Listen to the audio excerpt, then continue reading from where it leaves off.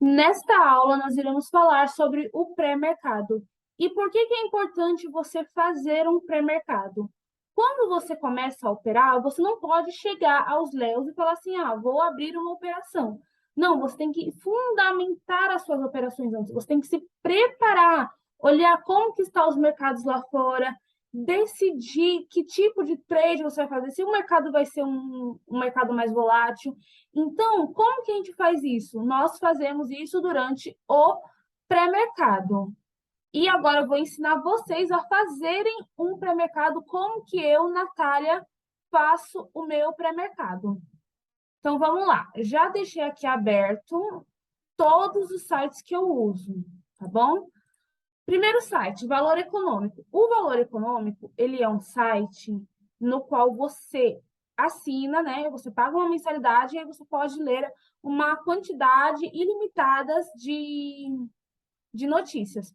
Eu realmente posso falar e sugiro que você não assine, não tem necessidade de você assinar o Valor Econômico, a não ser que você realmente goste de acompanhar notícias. Aí você tem a mensalidade, você vem aqui e assina. Caso contrário, o que você vai olhar no Valor Econômico para fazer o seu pré-mercado? Você vai ver as tags que estão em altas, como, por exemplo, ciclo de alta de juros promovido pelo BC ainda explica pouco da queda da inflação.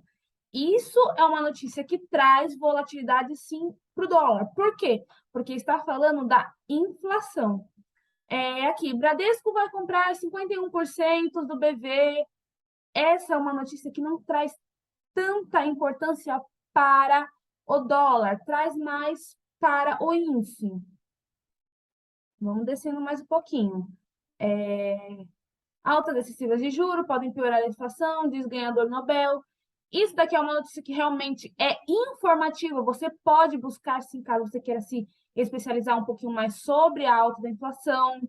TCU aprova a privatização do metrô de BH. Quando você vai olhar as notícias, você tem que buscar notícias que sejam correlacionadas direta ou indiretamente com o dólar. Então, você não pode buscar notícias que estejam falando sobre vários temas. Você tem que pensar numa economia central. Inflação, falas de ministro da Economia principalmente, falas de presidente que tenham a ver, sim, com comércio exterior, uma parte da economia que junte a função dólar real, ok? Outro site que eu gosto também de usar muito é o Broadcast. Eu busco também olhar as tags principais. Eleições 2022, Simone Tebet aprova condução de Moraes em operação da PF contra empresários. Aqui, ó. Tudo que está falando em questão eleição que não tem a ver diretamente com o dólar também não vale a pena você olhar. Então, o que você olha, Natália, no broadcast? Olha na questão política aqui, vê a principal tag e entender se está falando e se isso vai fazer preço no dólar. Como, por exemplo, eleições 2022, Simone Tebet aprova a condução de Moraes em operações. Isso não tem nada a ver com dólar, isso daqui é briga política, ou seja, não vai fazer tanta movimentação. Agora aqui é Ibovespa, Dow Jones, isso daqui são cotações de mercado. É para eu saber, né? Para você saber como estão as cotações do mercado lá fora. Então, aqui, o Bovespa está aqui em 3.000 pontos, o Dow Jones, que é o índice americano, 33. Vamos lá.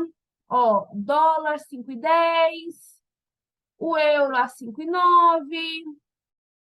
E aí eu olho para ver como que tá. Aparentemente está tudo subindo, ó. Positivo, positivo, positivo, positivo, positivo, positivo.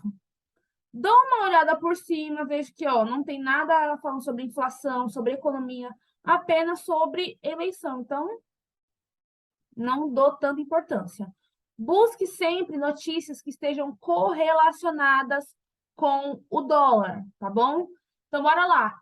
Invest. O Invest é o site que eu mais uso para fazer panorama pré-mercado.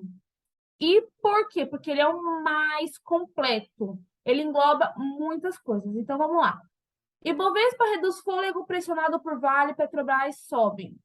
tem a ver com o quê? Com índice ou com dólar? Com índice, então, não tem tanta importância, não leiam.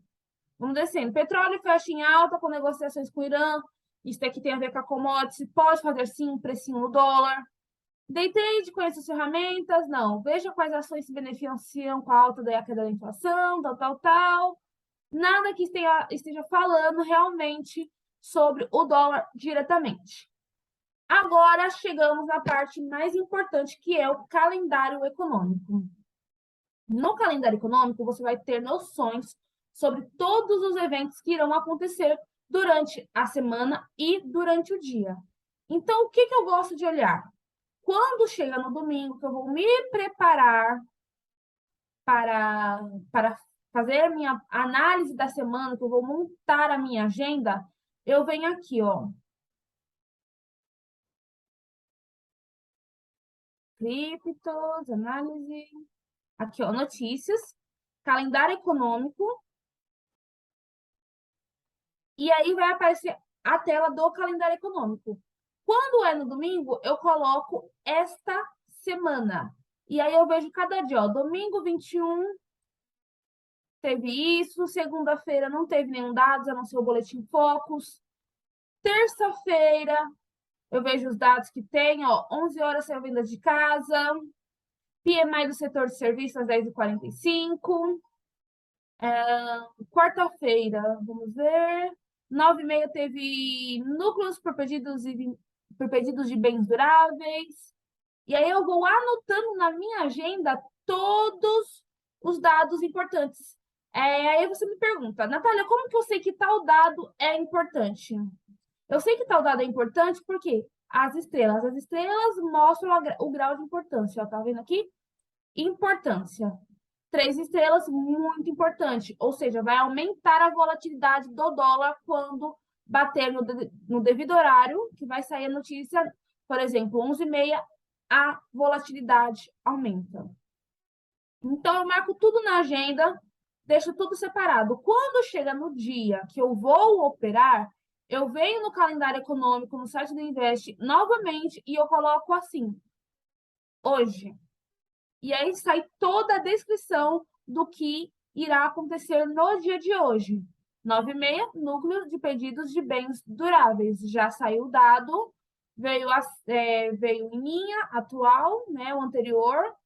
Então, o que acontece? Eu consigo analisar, eu consigo me preparar para saber se o mercado vai estar muito volátil ou se o mercado vai estar mais tranquilo, se tem dados ou se não tem dados. Outra coisa que eu gosto bastante de olhar, né, é o quê? É os índices. Então, vamos lá, vou dar um zoom aqui. Como que eu olho os índices? Os índices é toda essa parte aqui. Eu gosto de olhar sempre no diário e ver como estão os mercados lá fora. Ibovespa, 13.000 pontos. Ele está com uma alta de 0,17%. Ibovespa Futuro está caindo, menos 0,18%. S&P 500, mais 0,35%. E assim, eu balancei o meu parâmetro para saber, o mercado vai abrir em alta, o mercado vai abrir em queda. S&P 500 VIX, esse daqui é o índice do medo. O que é o índice do medo? Ele mostra quando o mercado está com receio de colocar dinheiro a risco. Ou seja, se os investidores estão com medo de investirem o seu dinheiro. Então, o S&P 500 aqui, VIX, ele é muito importante para você olhar todos os dias. Se ele estiver acima dos 29.000 pontos, ele está alto. Por exemplo, aqui, ó, 22,89, ou seja, está tranquilo. Se estiver acima de 29, quer dizer que tem alta volatilidade e as pessoas estão com medo. Se estiver abaixo, significa que está tranquilo, tá bom? Bitcoin futuro, índice dólar, e aí eu consigo me localizar no mercado. Índice dólar caindo, ou seja, o dólar está caindo perante as outras moedas.